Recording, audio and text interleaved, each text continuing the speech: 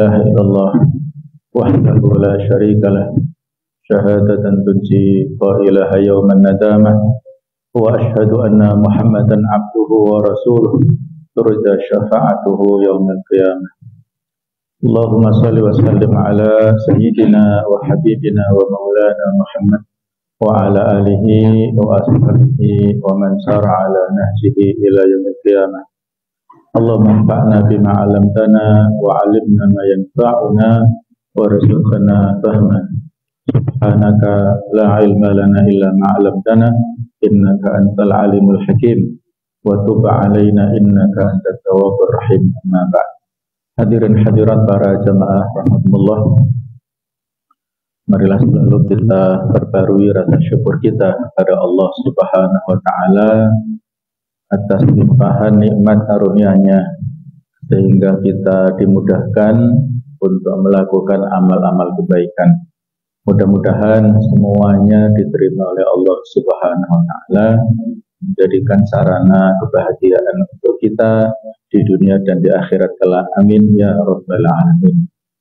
Hadirin hadirat rahimakumullah, hidup kita di dunia ini sangat sebentar. Usia kita sangat pendek apabila dibandingkan dengan kehidupan yang ada di akhirat kelak. Perbandingannya 1:1000. Satu hari di akhirat sama dengan 1000 tahun di dunia. Wa inna yawman 'inda rabbika ka'alfi sanatin mimma ta'udun. Dan sesungguhnya satu hari di sisi Allah sama dengan 1000 tahun dalam hitungan manusia. Sehingga kalau misalnya kita diberikan usia di dunia ini, ya misalnya sekitar 62 tahun, maka seolah-olah kita hanya hidup 1,5 jam saja dalam perhitungan waktu akhirat. Kita yang merasa seolah-olah lama di dunia, ternyata dalam hitungan akhirat hanya beberapa saat saja. Oleh karena itulah jemaah sekalian, mari kita manfaatkan kehidupan yang pendek di dunia ini untuk beramal yang berkualitas, yang produktif, dan jauh melebihi daripada usia yang pendek kita ini. Hendaklah kita mendahulukan kualitas daripada kuantitas. Kualitas dari sisi apakah amal itu layak kita kerjakan atau harus kita tinggalkan. Sebagaimana dalam ibadah mahdhah kita ketahui, syarat diterimanya amal ibadah mahdhah kita yang pertama adalah ikhlas niat, mengikhlaskan niat. Dan yang kedua adalah muwafaqatus syar'i, sesuai dengan petunjuk syariat. Jadi dua-duanya harus kita penuhi. Di akhir surat Al-Kahfi yang tadi saya bacakan, Allah Ta'ala berfirman, "Faman kana yarju liqa'a rabbih falyamal 'amalan shalihan wa la yusyrik bi ibadati rabbih ahada." Siapa yang menginginkan pertemuan dengan Allah, menginginkan kehidupan yang bahagia kelak di akhirat, hendaklah dia beramal saleh. Ini syarat yang kedua, ya, beramal yang baik sesuai dengan tuntunan syariat. Wala yusyrik bi ibadati rabbih ahada, dan tidak menyekutukan Allah dalam ibadah. Ini syarat pertama, yaitu ikhlas niat. Mengikhlaskan niat kita dan tidak ada sekutu dalam niat.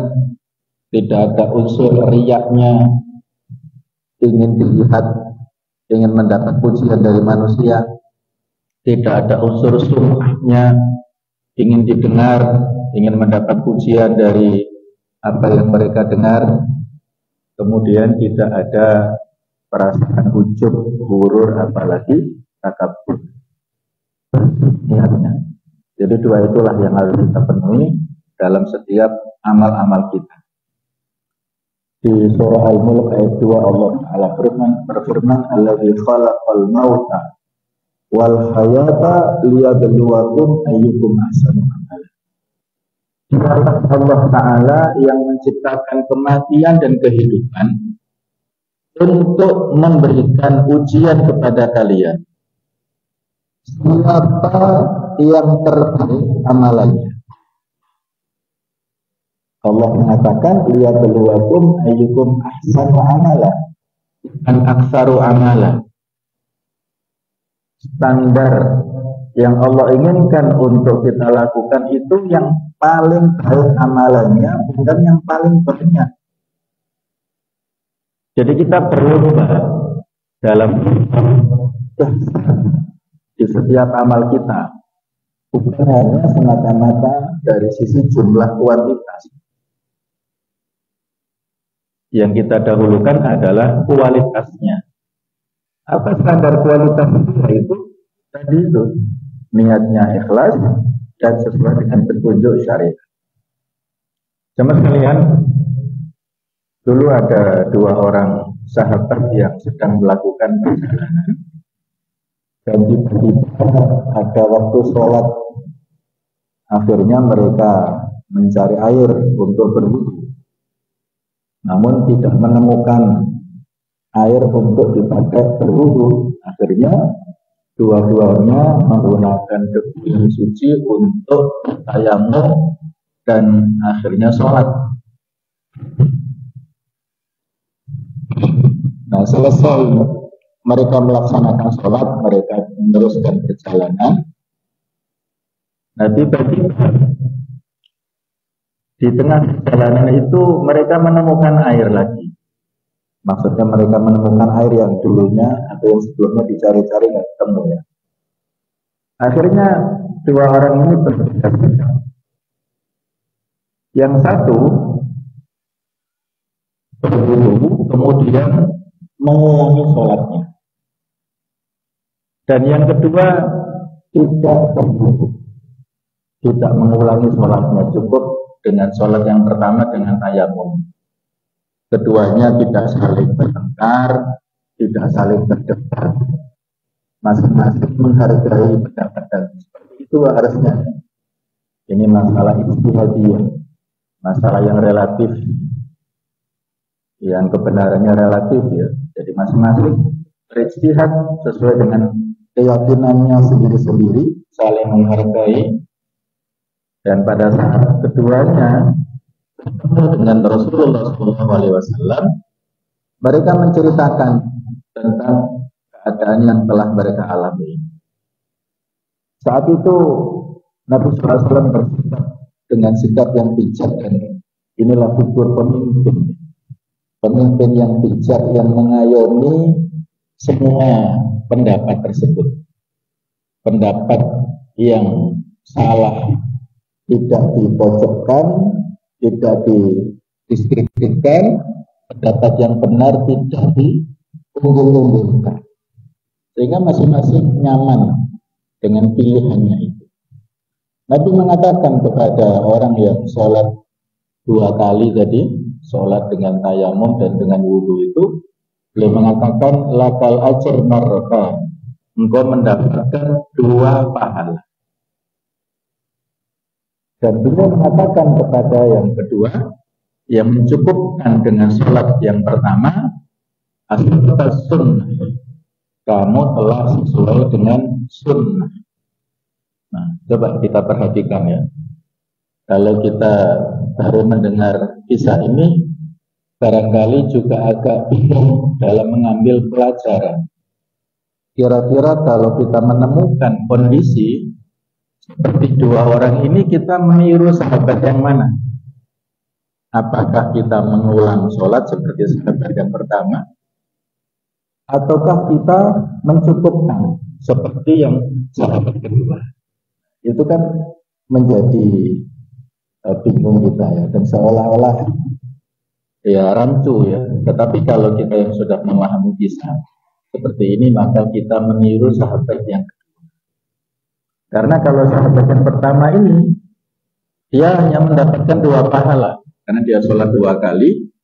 Pahala yang pertama dari sholat dengan tayamum mendapat 1 pahala, dan pahala yang kedua dengan sholat memakai wudhu ya, atau memakai air itu. Jadi dia mendapat 2 pahala. Namun untuk sahabat yang mencukupkan dengan sholat yang pertama itu sesuai dengan sunnah.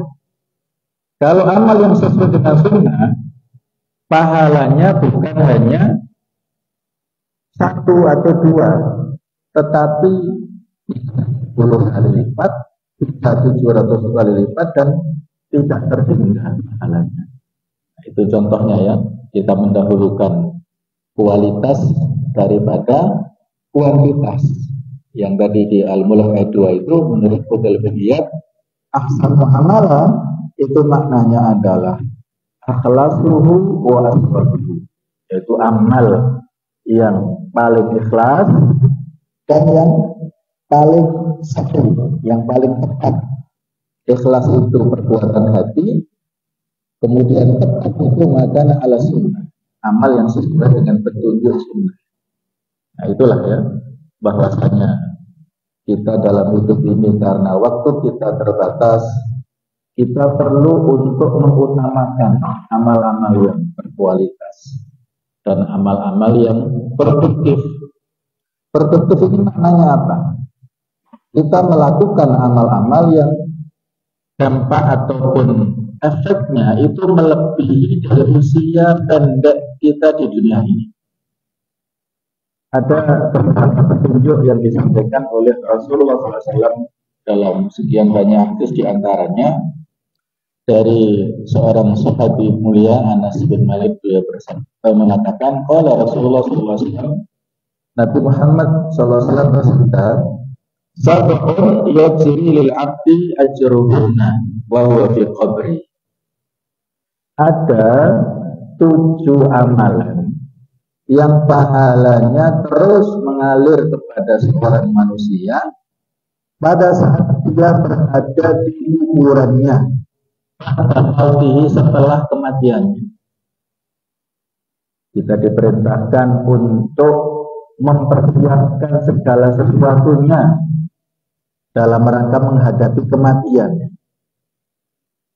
Al-qayyisu man dana nafsahu wa 'amila lima ba'dal maut. Orang yang cerdas itu orang yang mengendalikan dirinya dan beramal untuk sesudah kematian. Karena kematian ini datang tiba-tiba, tidak bisa direncanakan. Beberapa waktu yang lalu ada kecelakaan beruntun di Batu akibat bis yang remblong gitu ya. Orang yang diseruduk oleh bis ini, mereka kan tidak salah apa-apa. Ada yang mengendarai mobil, mengendarai motor, sekitar 16 kendaraan yang ditabrak oleh bis yang beruntun. Ini kan tidak berhenti atau punya firasat apapun ya, Allah alam ya, tidak salah apa-apa, tapi ternyata diseruduk dari belakang dan ada 4 orang yang meninggal dan yang lainnya luka-luka. Itulah kematian yang datang tiba-tiba, tidak bisa direncanakan.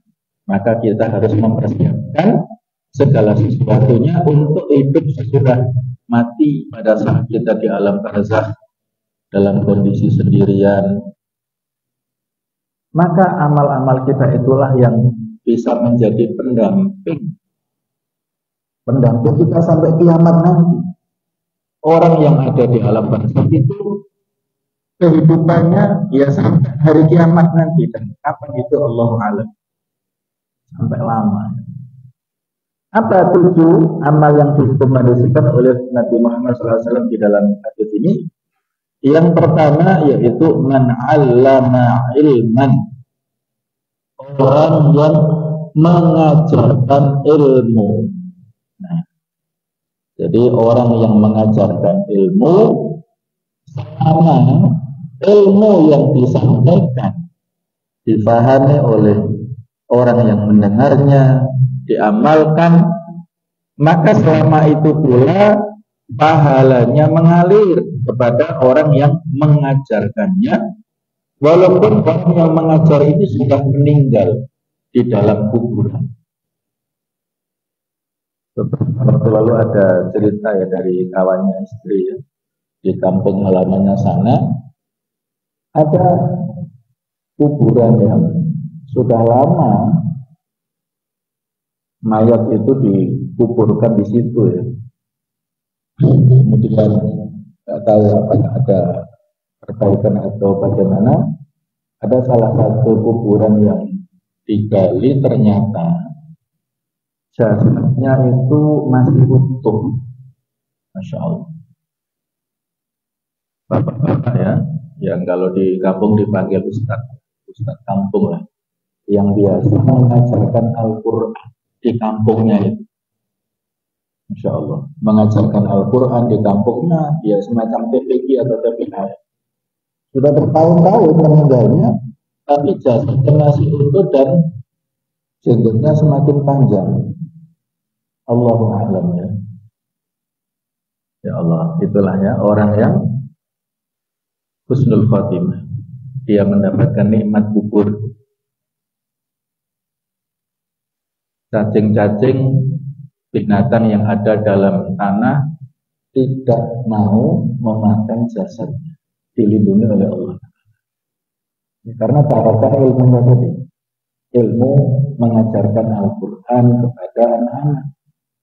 Itu kita inginkan ya, man 'allama ilman.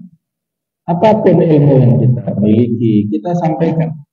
Apakah ilmu agama, ilmu dunia, tidak ada bedanya. Semua ilmu itu sumbernya dari Allah.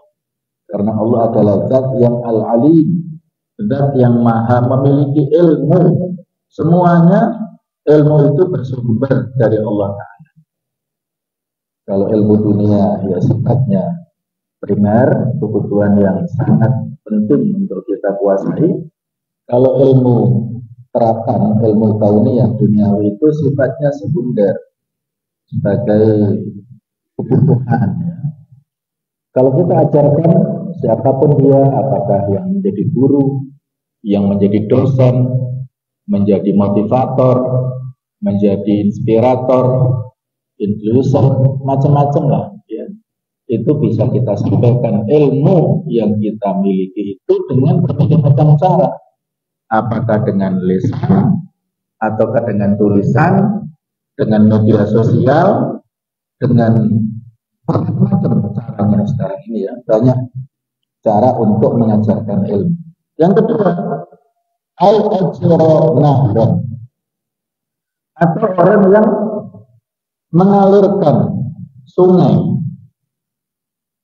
Jadi mengalirkan sungai untuk apa? Ya, untuk kebutuhan minum ataupun untuk pertanian. Orang yang punya kepedulian kepada sesama, airnya tidak dikuasai sendiri tapi dialirkan untuk tetangganya, untuk masyarakat supaya mereka mengambil manfaat dari sungai itu. Yang ketiga, al-hafar ikram, atau orang yang menggali sumur. Ini mirip yang kedua ya. Kebutuhan air ini kebutuhan yang sangat penting. Orang yang menggali sumur dan diberikan manfaat kepada sesama, maka berkahnya terus mengalir. Kalau di Madinah dulu ada sumur yang disebut yang dibeli oleh Utsman bin Affan dari seorang Yahudi. Masyarakat saat itu sangat membutuhkan air, maka Utsman bin Affan membelinya. Awalnya hanya membeli selang-seling ya, satu hari, kemudian hari ketiga, hari ke-5 begitu ya. Tetapi pada saat giliran Yahudi ini, dia komersilkan, sehingga masyarakat tidak mau mengambil air pada waktu penguasaan si Yahudi, dan pada akhirnya dia menjual semuanya kepada Utsman. Dan sumur itu sampai sekarang masih ada ya. Tapi karena sudah banyak sumber ataupun tempat lainnya untuk mengambil air di Madinah, maka sumber ini kurang begitu difungsikan. Tapi manfaatnya sampai sekarang masih ada. Yang keempat, al-ghurasa atau orang ini menanam pohon kurma. Jadi dia menanam pohon kurma yang usia kurma ini ratusan tahun, manfaatnya bisa dirasakan dan barangkali bisa kita kiaskan, kita analogkan ke yang lain, tumbuh-tumbuhan yang ada di sekitar kita yang produktif, selama bisa dimanfaatkan oleh orang-orang, selama itu pula pahalanya terus mengalir kepada orang yang menanamnya. Yang kelima, al-masjidan atau orang yang membangun masjid. Apakah membangun itu kalau dia punya uang banyak? Biasanya orang-orang Arab ketika memberikan infak sedekahnya bangun masjid secara utuh, karena man bana masjid di dunia Allahu baitan fil jannah. Orang yang membangun masjid di dunia, Allah berikan istana nanti di surga. Diinginnya utuh pembangunannya. Kalau kita tidak bisa utuh, ya paling tidak memberikan kontribusi, sumbangan pada renovasi pembangunan masjid. Itu hal yang produktif atau amalnya pahalanya terus mengalir. Yang keenam, al-wabata mushafan, dia mewariskan mushaf Al-Quran. Banyak proyek kita bisa berkontribusi dalam wakaf mushaf. Kalau di Tanah Suci, Masjid Nabawi atau Masjidil Haram, ada beberapa yang bisa ya kita beli mushaf, baik itu dari pedagang keliling atau kita beli di toko, kita taruh di Masjidil Haram atau Masjid Nabawi. Nah, kemudian pada saat dibaca oleh orang yang membaca, pahalanya mengalir ke kita. Kita memberikan sumbangan kepada pondok-pondok tahfidz, maka ketika mushaf kita dibaca, pahalanya mengalir, huruf demi huruf, ayat demi ayat, surat demi surat mengalir kepada orang yang memberikan pewarisan mushaf. Nah, yang ketujuh adalah al-taraka waladan yastaghfiru lahu ba'da mautihi. Orang yang meninggalkan anak yang mendoakan untuk orang tuanya sesudah kematian orang tuanya. Inilah 7 hal yang bisa kita siapkan. Kira-kira mana? Apakah kita punya potensi ilmu, ataukah mengalirkan sungai, ataukah menggali sumur, atau menanam pohon, membangun masjid, mewariskan mushaf, atau kita didik anak-anak kita menjadi generasi yang solid supaya mendoakan kita setelah kematian. Silahkan. Ini amal-amal yang produktif yang terus mengalir pada saat kita sudah meninggal. Berikutnya teman-teman, di samping itu kita juga perlu untuk melakukan amal-amal yang pahalanya itu bisa berlipat ganda, melebihi daripada yang biasa. Jadi ibaratnya dalam hidup ini kita perlu untuk mengukir prestasi dan prestasi. Prestasi itu bukan semata-mata prestasi akademik ya, seperti anak-anak sekolah, bukan. Tetapi prestasi ini sesuatu yang berkualitas. Kemudian prestasi yang bisa terukir dalam sejarah. Jangan sampai pada saat kita meninggal nanti itu yang tertulis dan tulisan hanya 3 baris. Fulan bin Fulan meninggal tanggal bulan tahun, wafat tanggal bulan tahun, titik. Itu kan 3 barisan saya. Ya, jangan sampai seperti itu. Tetapi sebisa pada saat seseorang itu meninggal dunia, yang dikenang adalah kebaikan-kebaikan. Di antara caranya ada 7 poin tadi, dan sebisa mungkin kita melakukan amal-amal yang pahalanya berlipat ganda. Apa itu dalam Islam? Ada banyak sebab yang menjadikan amal-amal kita itu dilipat gandakan pahalanya. Yang pertama, yaitu disebabkan oleh pelakunya. Amal itu dilipat gandakan pahalanya dikarenakan faktor pelakunya. Apa dari yang pertama ini? Orang yang alim, yang memiliki ilmu, ketika beramal, maka pahalanya lebih banyak daripada orang yang awam, yang tidak punya ilmu. Kenapa demikian? Karena Allah memberikan ruang derajat spesial kepada para ulama. Di surat Al-Mujadilah ayat 11, ayat yang sangat populer, Allah Ta'ala berfirman, yarfa'illahu alladhina amanu minkum walladhina utul ilma darajat. Allah mengangkat orang-orang yang beriman di antara kalian dan yang berilmu dengan beberapa derajat. Jadi tingkatannya yang paling rendah orang kafir, kemudian yang lebih atas lagi orang mukmin yang awam, yang paling tinggi orang mukmin yang alim. Kata Abdullah bin Abbas,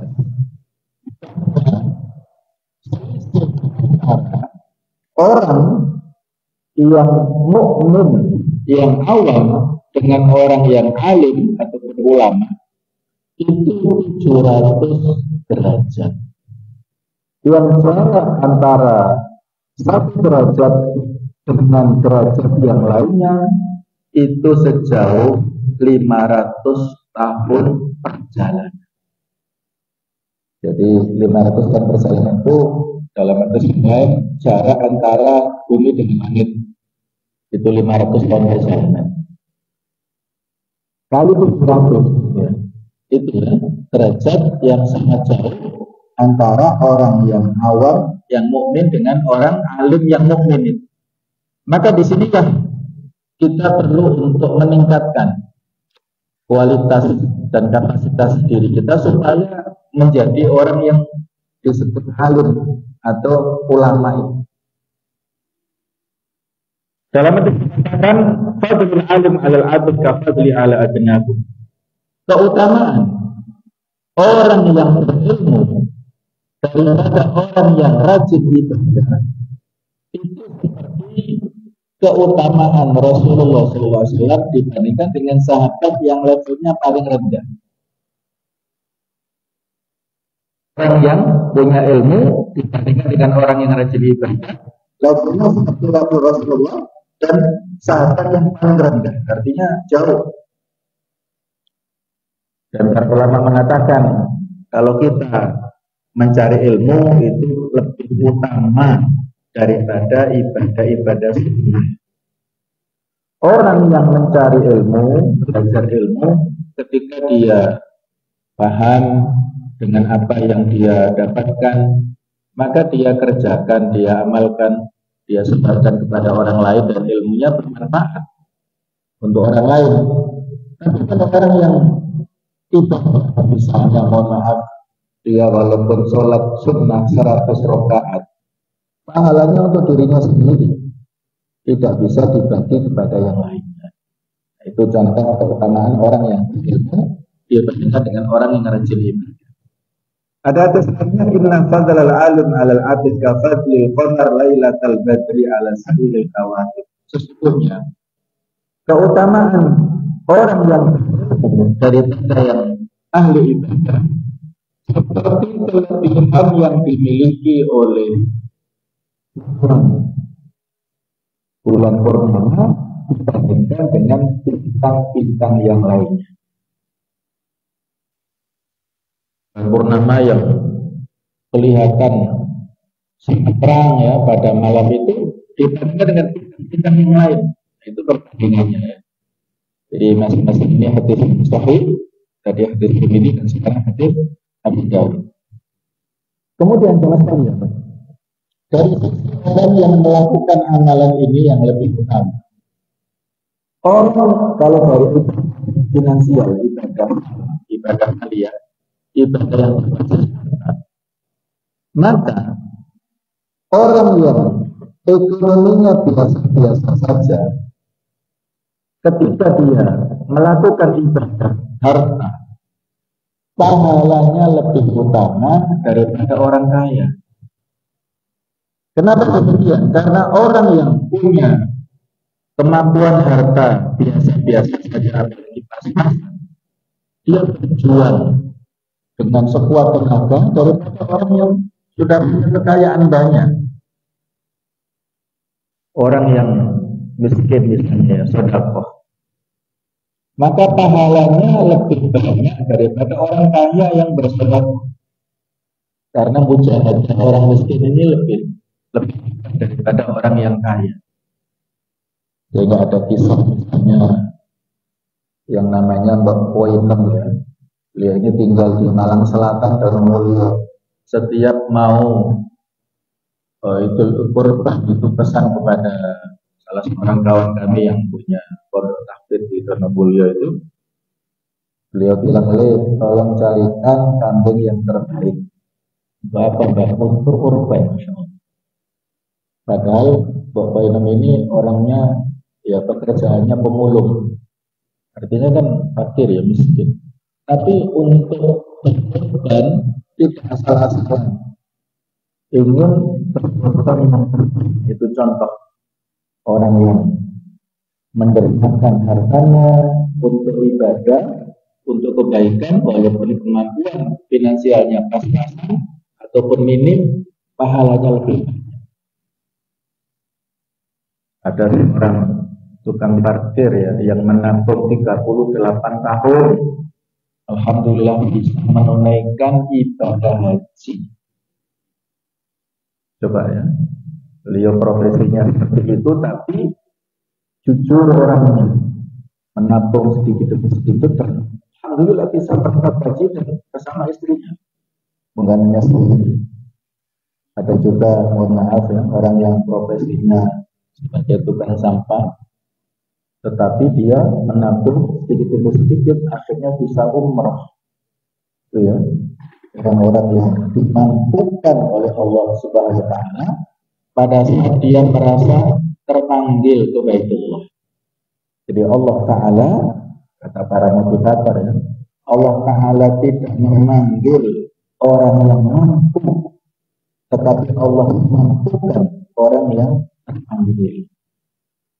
Betapa banyak orang yang punya kemampuan bisa pergi ke seluruh dunia, tapi untuk mampir ke Mekah saja nggak mau.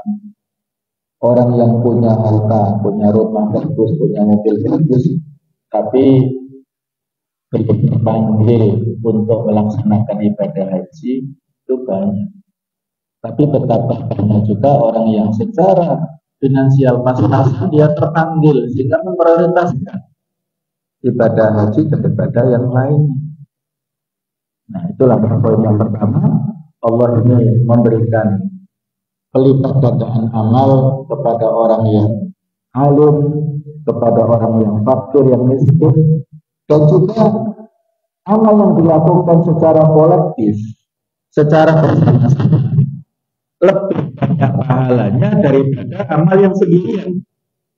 Ya, contoh yang paling gampang, sholat jamaah. Kita sholat berjamaah ada 27 derajat dibandingkan dengan sholat sendiri. 27 derajat ini tidak bisa terhitung, bukan semata-mata 27 juta, tidak. Bilangan akhirat ini tidak bisa dibeli dengan apapun, tidak bisa dinominalkan. Jauh lebih daripada angka-angka duniawi. Kemudian yang kedua, jamaah sekalian, Allah melihat jabatan amal dari kita itu dikarenakan kualitas amal itu sendiri, dikarenakan fakta amalnya yang kita lakukan itu. Ada sebuah kaidah atau teori, al-jaza'u min jinsil amal. Balasan itu tergantung pada perbuatan yang kita lakukan. Ini kaidah yang berlaku luas. Apakah dalam ibadah makro atau ibadah sosial, itu ini balasan itu berbanding lurus dengan perbuatan kita. Kalau perbuatannya baik, balasannya baik. Kalau perbuatannya buruk, balasannya buruk. Nah, ini kan dalam konteks kebaikan. Ketika kita melakukan perbuatan yang kita sholat, ya dalam hadis dikatakan man shalla al-isya'a bi jama'ah fa ka'annahu qama nisfal lail. Orang yang sholat isya dengan berjamaah, pahalanya seperti sholat qiyamul lail, sholat tahajud setengah malam. Wa man shalla subha bi jama'atin fa ka'annahu qama laila kullahu. Orang yang sholat subuh dengan berjamaah, pahalanya seperti sholat tahajud satu malam. Insya Allah. Apalagi kalau kita sholat subuh berjamaah diiringi oleh hujan, kita masih semangat untuk sholat berjamaah di masjid. Masya Allah. Ini pahalanya besar. Semakin berat kita melakukan sebuah amalan dan kita ikhlas mengerjakannya dengan semangat, maka pahalanya semakin banyak. Balasan Allah Ta'ala berikan itu semakin banyak. Berikutnya ada masalah. Amal yang dilipat gandakan sebab yang ketiga itu dikarenakan manfaatnya ataupun dampaknya. Dampak daripada amal itu semakin luas, maka semakin amal itu mendapatkan imbalan pahala yang lebih. Contohnya Mas Gaji, perjuangan kisah ini. Jihad ini akan dilakukan oleh kaum muslimin, maka dampaknya akan dirasakan. Ya, seperti kaum muslimin yang ada di Palestina berjuang membebaskan tanah airnya, mempertahankan hak-haknya.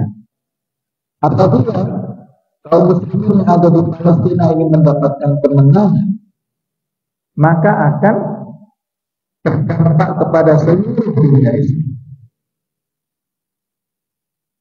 Karena Palestina adalah jantung umat Islam.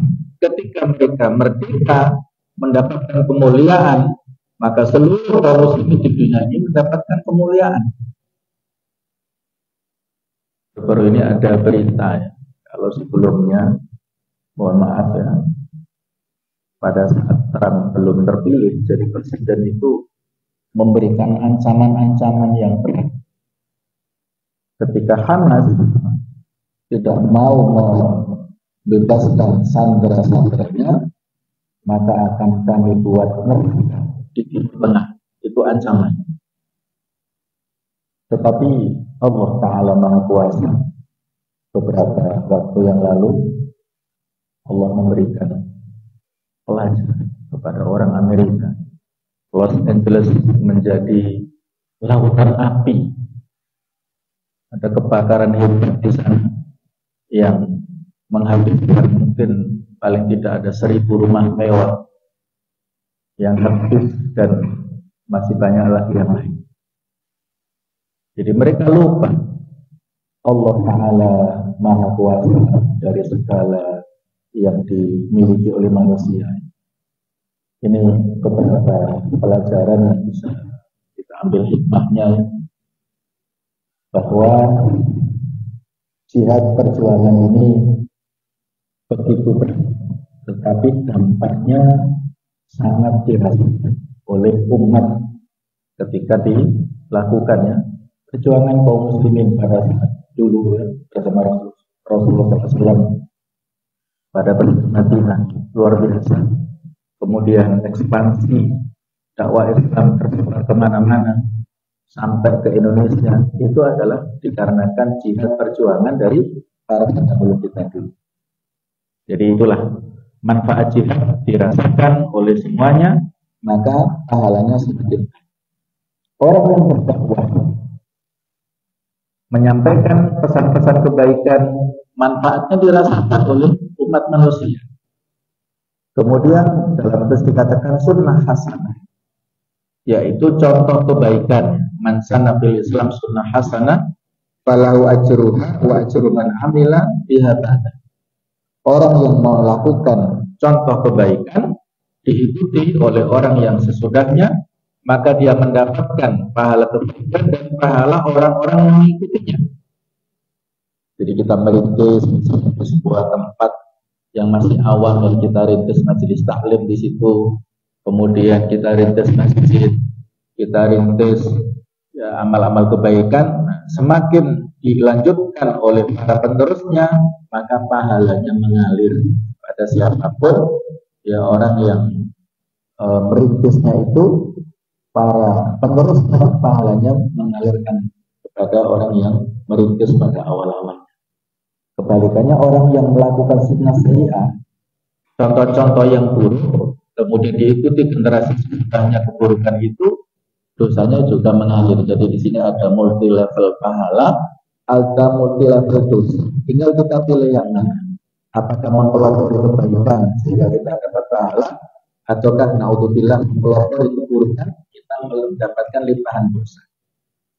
Kemudian yang keempat, amal itu dilipat gandakan oleh Allah Ta'ala dikarenakan faktor tempatnya. Kalau kita melakukan sholat di tanah haram, apakah di Masjid Haram, ataukah di Masjid Nabawi, ataukah di Masjid Aqsa di Palestina, ini pahalanya melebihi berlipat ganda daripada kita sholat di masjid yang lain. Fadlu sholatil Masjidil Haram ala ghairihi mi'atu alfi sholat fi mi'atu alfi sholat. Keutamaan kita sholat di Masjidil Haram dibandingkan dengan masjid yang lain itu selisihnya 100.000 kali sholat. Wa fi masjidi di Masjid Nabawi alfu sholat, perbandingannya 1.000 sholat. Wa fi Masjid Baitul Maqdis di Masjid Aqsa 500 sholat, 500 kali selisih. Jadi ilustrasinya, kalau misalnya kita melaksanakan sholat subuh 1 kali di Masjidil Haram, maka kita membutuhkan waktu kurang lebih selama 274 tahun untuk sholat subuh. Kita segini, gitu ya. 1 kali sholat subuh di Masjidil Haram, kita butuh waktu 274 tahun di masjid ini. Itu baru 1 kali sholat subuh. Belum sholat zuhurnya, belum sholat asarnya, dan seterusnya. Artinya luar biasa. Kalau kita sholat dibagi 5 kali dalam sehari, maka kita butuh 54 tahun. Jadi bilangannya luar biasa. Oleh karena itulah, bagi kita yang punya kelonggaran rezeki, ya masih sehat, mari kita berupaya supaya pergi ke tanah suci, ke Masjidil Haram, sholat sebanyak-banyaknya di sana, ke Masjid Nabawi, sholat di sana sebanyak-banyaknya. Kadang-kadang jamaah, terutama jamaah haji ya, yang reguler itu, mereka lebih semangat untuk mengejar arba'in. Arba'in itu mengejar 40 waktu sholat di Masjid Nabawi. Jadi kalau 40 bagi 5 kan ya kurang lebih 8-9 hari ya biasanya. Jatah jamaah reguler itu di Madinah ya 10 harian. Mereka semangat untuk mengejar arba'in. Padahal hadis itu yang dijadikan dasar itu lemah hadisnya. Nah, jadi harusnya yang lebih dikejar itu sholat di Masjidil Haram, karena selisihnya jauh tadi ya 100.000 kali. Kalau Masjid Nabawi kan ya dalam tanda kutip hanya 1.000 kali tadi. Jadi ini faktor tempat dilipat gandakan pahala dari amal perbuatan. Yang terakhir yaitu faktor waktu. Allah Ta'ala berfirman di surat Al-Fajr, wal fajr wa layalin 'ashr. Demi waktu fajar dan malam-malam yang 10.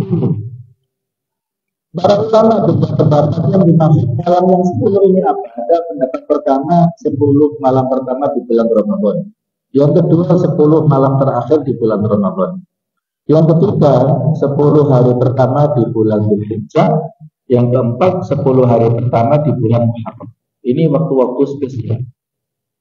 Orang yang beramal pada waktu-waktu ini melebihi pahalanya dibandingkan dengan selain yang waktu-waktu ini.